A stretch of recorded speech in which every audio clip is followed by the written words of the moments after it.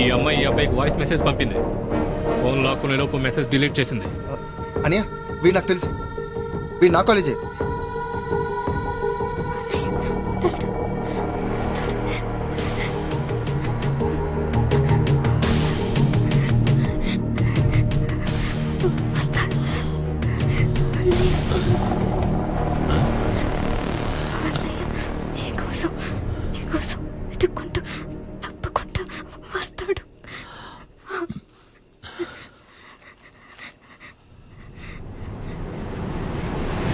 ఏంట్రా ఇది కూడా ఎవడో వస్తాడు అంటోంది?